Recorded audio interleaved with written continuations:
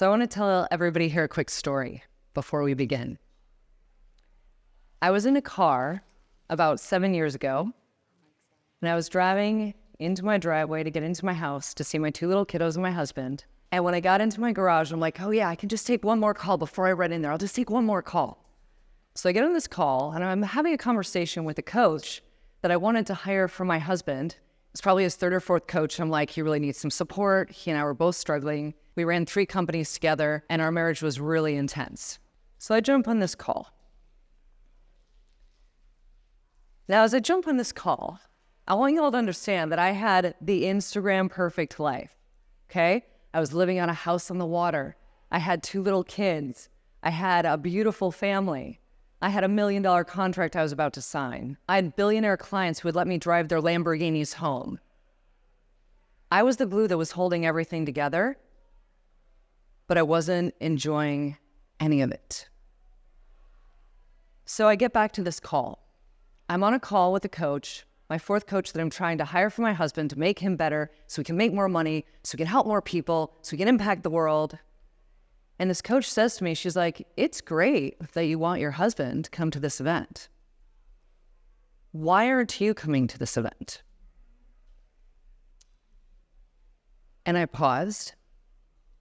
And I'm like, well, it's really about him because he's the main person in the company. And she pauses again and she says, do you think you don't deserve this? And in that moment, it hit me so hard in my heart. I had literally the biggest pain in my heart because I was like, no, I can't even answer that question. I don't even know what I deserve anymore. Because I've been running at 110 miles an hour for so long, I don't even know who I am. So I sat in that car and I cried for a good 10 minutes. And she stayed on the phone with me while I cried. Hysterical, hyperventilating sobs. And I was like, well, I guess something's got to change.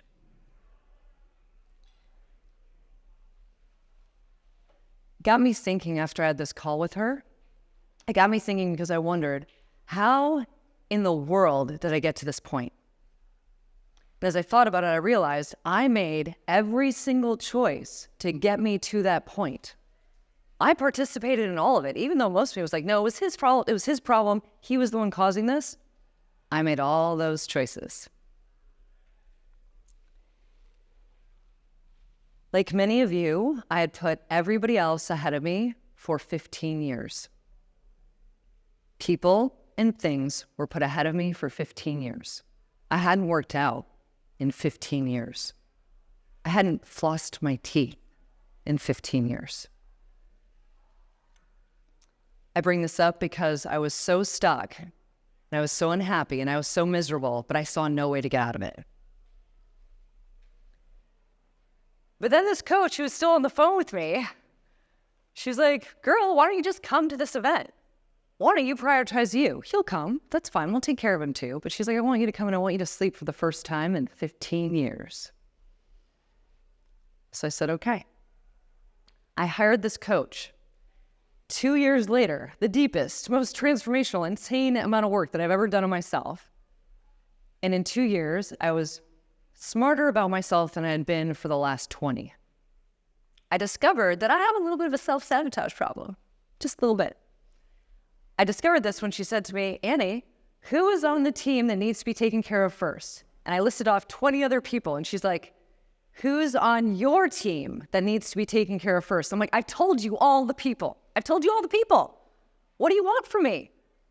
I couldn't even tell that it was me that she was talking about. Had no clue. I discovered that I had a lot of adrenaline and cortisol running through my body. I just thought I was super sweaty. I was like, I sweat all the time. I get up in the morning, I'm super sweaty, I'm drenching my shirts, I gotta change my shirts, I can only wear black because black doesn't show sweat. And she's like, no, you got a adrenaline and cortisol problem. You're running at high octane all the time. I also discovered that I had, and I'm horribly embarrassed to admit this, but I'm gonna tell you all, I had a horrible relationship with myself. I didn't like any part of who I was. I didn't even know who I was. No clue.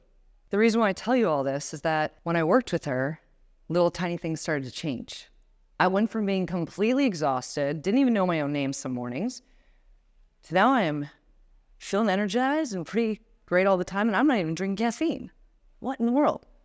Went from feeling like a fraud, like I'm playing a role that nobody understands, to being like, I'm my most authentic self all the time, and I don't care what anybody thinks about it. And then I also went from horrible, terrible, hating myself conversations in my head to I am my own fucking love story. Big change.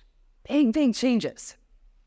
That's where I was when I started. Oh, some of the formatting's off. Don't let that throw you off. This is my life. You probably can't see the picture here, but I'm so dead tired I can barely function. I've got these 2 little cute kiddos. This is my ex-husband. That's what he looked like 24/7. That was the best picture we got after 2 hours of taking photos. Professional photos. Look how checked out I am. That person right there, can you imagine? I want to show you because this was real. This is the after, ladies. I am on fire for fucking life. I bring this up because I believe that if every single one of us can identify the subconscious pattern that holds us and keeps us stuck, we have the chance to use that for good to combat every single thing that's in our minds so that it doesn't have to hold us back. That's how we feel good every day. Because how many of us in this room feel good almost every moment of every day? None of us, right? I think we deserve something a little bit different. So this was 7 years ago. 7 years ago, I now have consistent daily energy. I'm on purpose with my authentic self. I'm enjoying life, and I've generated over $50 million for all of my clients that have gone through the same program. They have generated that money because they changed the way they viewed their life. So in the next 30 minutes, I'm going to teach you 3 incredible techniques that are the game-changing pieces that I use with all of my clients all over the world to make sure that you can feel better for more moments of every day. That's really all I wanted when I started. And you know how I started? I started by flossing my teeth.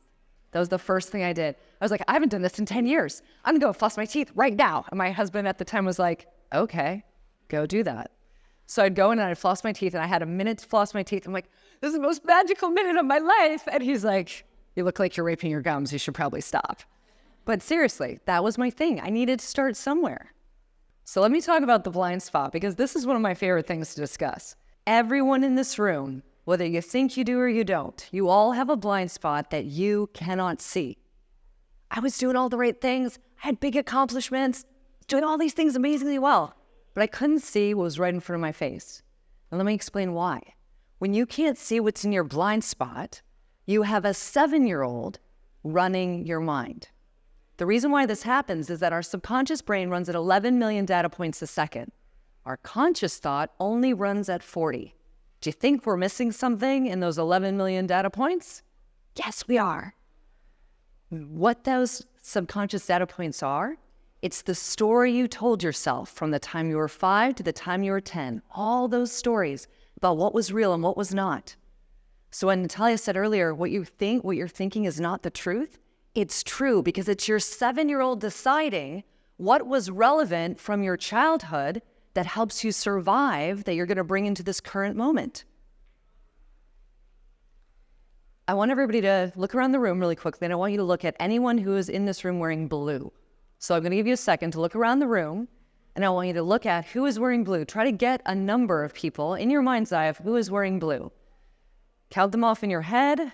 Look at everybody, see who is wearing blue. Who's wearing blue? Do you almost have the number? Almost have the number. Everybody close their eyes. How many people in this room are wearing red? Do we know?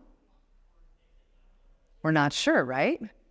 Because your subconscious thought is focused on finding the blue things in the room, not the red thing. So everybody open up your eyes again. If you don't identify your blind spot, you don't know 50% or more of what your world can be. You're missing at least 50% of all the opportunities in your life. There's always something that you can't see. This is also what happens when you go to buy a new car and you're on the road and you're like, oh, I really want that FJ Cruiser. And then all of a sudden you see FJ Cruisers everywhere. Did you ever see an FJ Cruiser out that much before?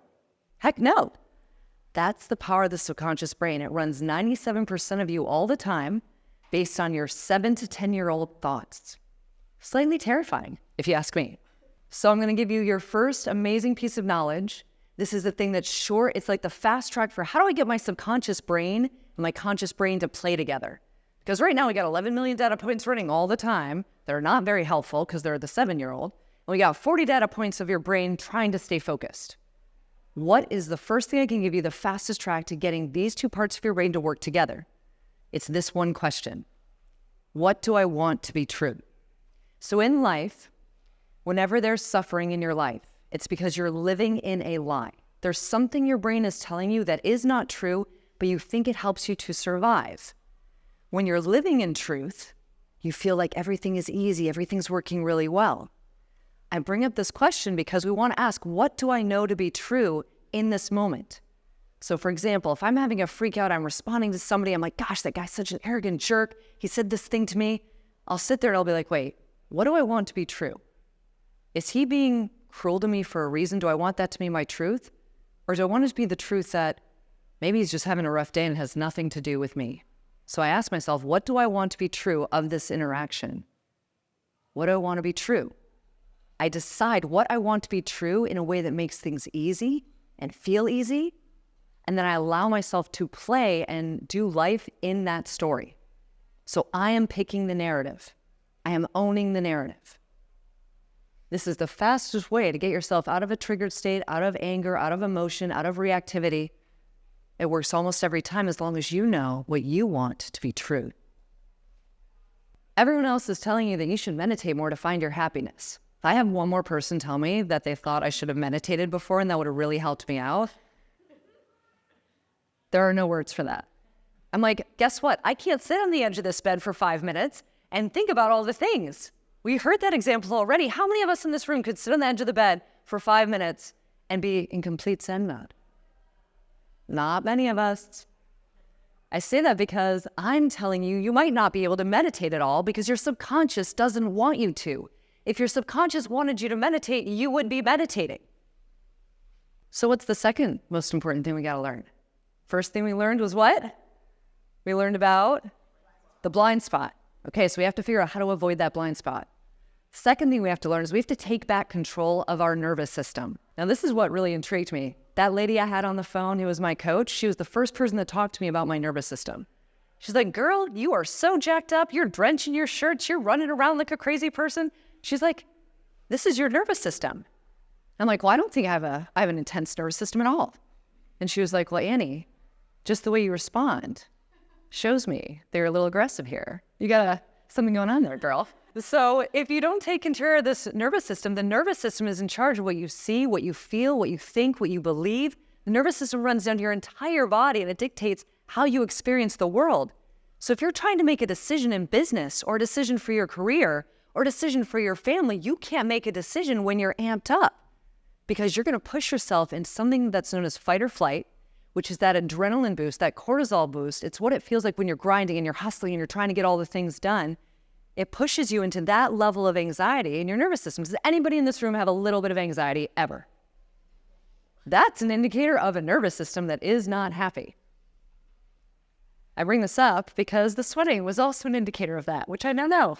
So has anyone in this room ever felt annoyed by anyone ever? Have we ever gotten angry ever? Okay. Does it feel like we're on the edge of a lot of feelings all the time? That's the nervous system telling us that it's a little bit out of whack. Now I bring this up because we never overanalyze from a good place. If you take nothing else away, but you remember this one nugget, it'll save you. We never overanalyze with good thoughts. We were overanalyzing about how amazing we're every single day. I think the world would be a different place. Yes. So we have to remember that. So if we're easily triggered, if we can't rest, we're on autopilot. If we feel like we're overanalyzing everything in our mind, that's an indicator that our nervous system is amped too high. Now, how do we handle that? How do we immediately change our nervous system? Well, I'll tell you what I learned. Now, these are the only things I could find that worked for me. First thing, 4 breaths. Breathing in, and let me show you how. You breathe in like this. Then you're going to breathe out as a second deep breath in. Breathe out. Third deep breath. Fifth deep breath, or fourth.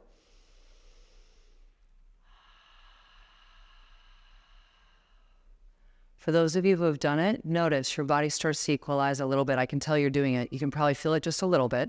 Okay, now we're gonna do the second thing. Everybody take your pen that you've got, put it in between your teeth, like you're smiling, and I want you to look up at the ceiling and imagine that you're looking up at the sunshine and you're like, what an amazing day. Now you can fake it if you want, but I want you to be making that smile face, okay? Your body thinks that you are smiling and your body's gonna start to chill a little bit. It's gonna start to relax. Okay, you can take it out of your mouth. These are just little things. The other thing is I would stop my thoughts. You know, when you're in a conversation with yourself and you're in that loop pattern, you're like, oh my God, I don't look right. My shoes are off. I can't stand in front of the group. I can't talk like this. I don't know what I'm going to do. I'd be like, Annie, pause. I love you. You're amazing. Let's not go there. I love you. You're amazing. I love you. You're amazing. I'm just saying this because we got to have these short, quick little things because life happens so quick. Breathe. The other thing that's really helpful is if you hold each one of your fingers. So as you're sitting here, ladies, and I'm going to put this under here for a sec. So what you do is you take your right hand and you hold the thumb of your left hand. You're going to hold that thumb and you're going to take a breath in, breath out. You're going to go to the next finger for the next breath. Deep breath in, out. Next finger.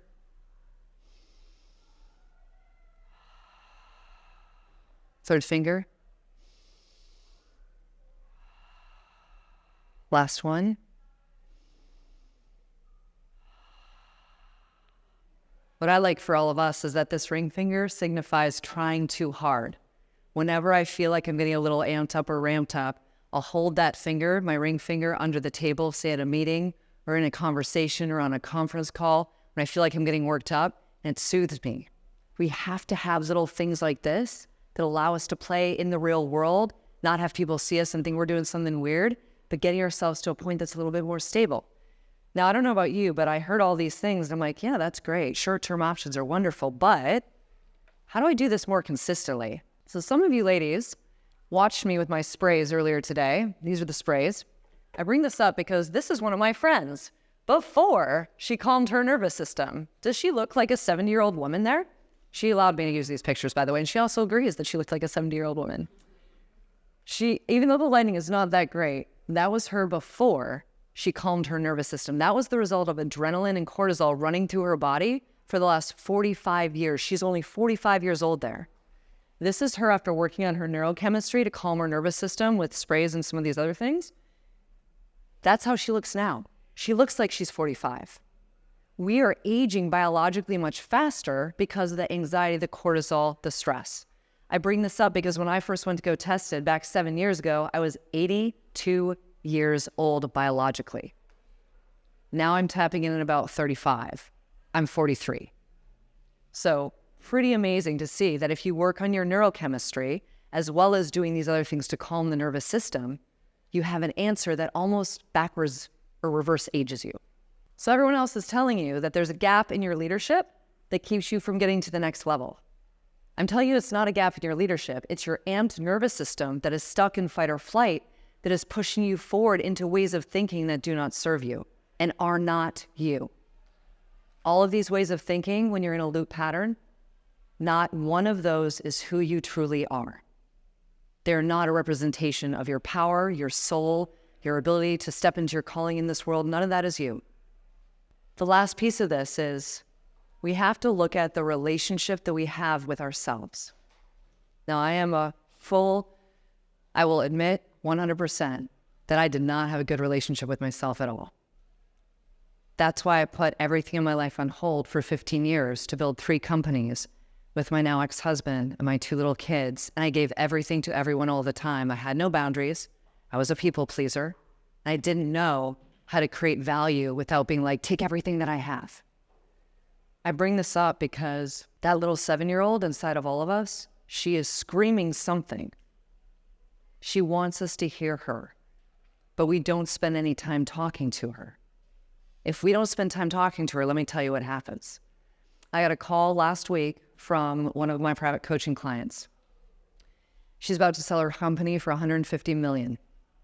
She calls me, she's in tears. She's like, I'm supposed to get on a call to have this closing conversation, to get this signature from this private equity group that wants to buy us. And she's like, I can't keep it together. I'm losing my shit. She's like, all I want to do is run out of the room to go hide. She's like, could you do that call for me? And I'm like, no, but I will sit with you and we'll work through this right now. I'm like, when was the last time you talked to your little 7-year-old? She's like, I don't know, months ago. I'm like, all right, well, we're going to have a talk with her right now. We got on the phone in 10 minutes. She was like, I fucking got this. She's like, I'm going to go and get 3 more offers. I'm like, yeah, you are. I'm like, you're going to go have this conversation. But in 10 minutes, she went from I'm in complete mental breakdown, wanting to curl up in the corner of a room, to I'm a badass who knows exactly what to do, and I've known it all along. How many of us would love to make that jump in 10 minutes? Do you think we'd make different decisions in business? Do you think we'd lead our teams differently? Do you think we'd feel better about who we are? I bring this up because when we talk to that 7-year-old, what we have to remember is the 7-year-old controls 11 million data points. If we can talk to her, she's been controlling our lives for the last 20 years. What if we built it as a team with her so that she wouldn't control the next 20, 40 years of our lives? Maybe then we could step into our authentic selves. Maybe then we could feel energized again. I want to get her enrolled in your success and in your greatness. So I'm going to give you this brain optimization exercise. We're all going to do it right now together. So everybody, I want you to close your eyes. I'm going to have you put your right hand on your heart, your left hand on your stomach. Before we begin, I want you to identify and feel in your body, where is there tension? Is there tension in your shoulders? Is there tension in your stomach? Tension in your heart, in your chest?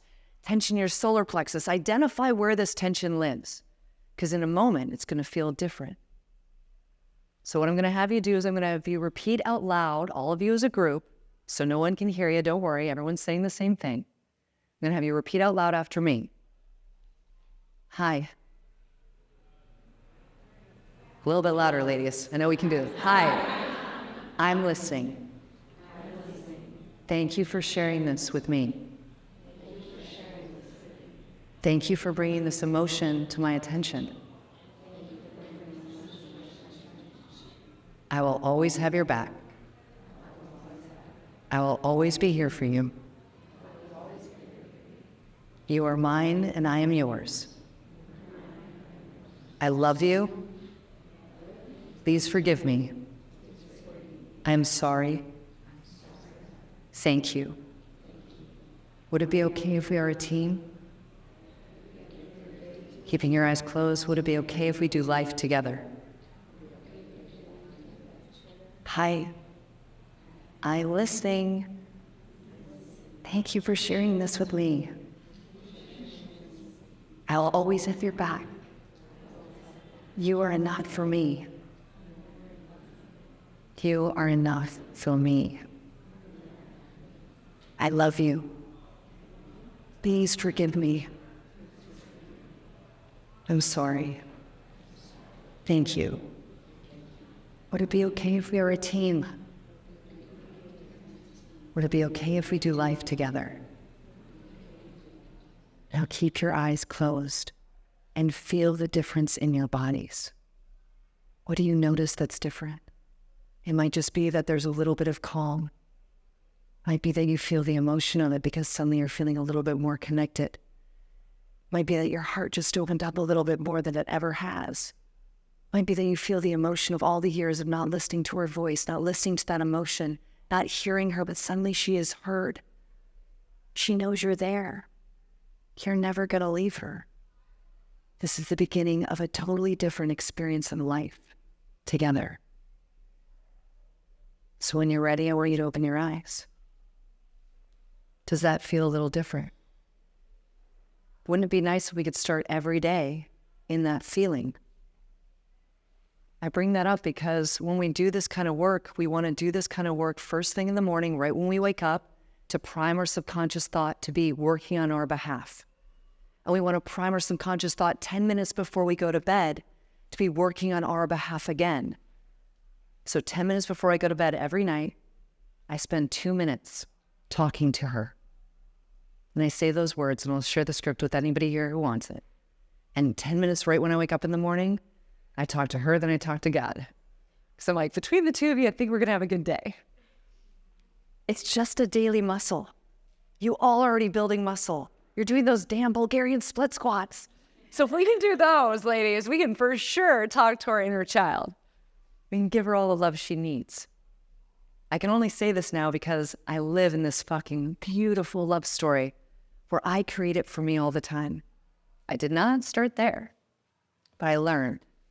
Every day that goes by where you don't learn and use these strategies is another day where you have unnecessary stress, unnecessary anxiety, and it changes how you make decisions for yourself in almost every aspect of your life. So one of the most common questions that I get is, Annie, can you help me rewire my subconscious that's trying to mess with me? The answer, of course, absolutely is yes. If you want to do that, I'm putting this QR code up for my calendar. It is a 30-minute conversation that will change the next 30 years of your life. The reason why I say that is because you remember that call I had with the coach. She asked me one question, and that one question broke me open so much that I was forced to change that one thing. I was forced to start putting myself first and not allowing everything else to come before me. All this means is that we'll get on a call, just you and me. No one gets access to that call but you. When we do the call, I will give you a custom for you review of where your sabotage is happening in your own mind. And then after that, you can leave and see where it goes, or I can put together a little plan. What this means for you is all that stress and the tension and the exhaustion gets to go away. I want you all to picture a moment where you come home from work after an incredibly busy day and you walk into your home and you're already at peace. You're actually at peace on the drive home. You're actually at peace when you're in your office. You're at peace more of the day than not. I want you to picture a day where you get home at night and you got some extra energy because you're full of energy today and you've been full of energy the whole week, and you snuggle in beside that partner of yours and you're like, I think I'm ready for some fun. Are you up for it? And your partner is shocked because he's like, you have had no energy for years. You're like, well, I'm back, baby. That might feel a little different. Also, picture a day where you're crushing it at work, you're crushing it in the office, you're crushing it with your family. You actually do finally have it all, and it feels delicious. Can any one of you say right now that your life is delicious and juicy? I know I sure as heck couldn't it. I had moments, little moments. Like, how do I get more of that? And whether you've worked with one coach, hundreds of coaches, many coaches over the last few years, this call can still help you. Now, I want to leave you with one final thought. And I want to show you a picture of my little guy. So you can't really see him there, but he is the sweetest, most adorable little love bug. He's about 10 years old. And everybody tells me he looks just like me. I know the sun makes it difficult to see him. But this little amazing human being, I took him to go see a musical because he loves musicals more than anything in the world. We're in this huge auditorium. He's one of the only little kids at this musical. The people that were doing the play stand up at the end and they come out on stage and everybody is sitting. No one's standing. And Colton turns to me and goes, Mommy, I'm standing up. I'm doing it. I'm like, okay, buddy, go for it. Stands up. He starts cheering. He's like, come on, everybody, come on. Everybody get your hands up. Everybody get your hands up. I'm sitting. I'm not up. And I was just like, it's okay. And he's like, Mommy, this is important. He's like, everybody in life deserves a standing ovation. Everybody. He's like, I've had mine. Have you had yours? And I burst into tears and I go, buddy, I've had one. But guess what, ladies? Every single one of us in this room deserves a standing ovation for all the hard work we have put up in our lives up until now, all that hard work, years and years of it. Every single person in this room deserves a standing ovation where someone gives something back to you for everything you have given. Every single one of you in this room deserves that standing ovation so you can finally be seen as your true self.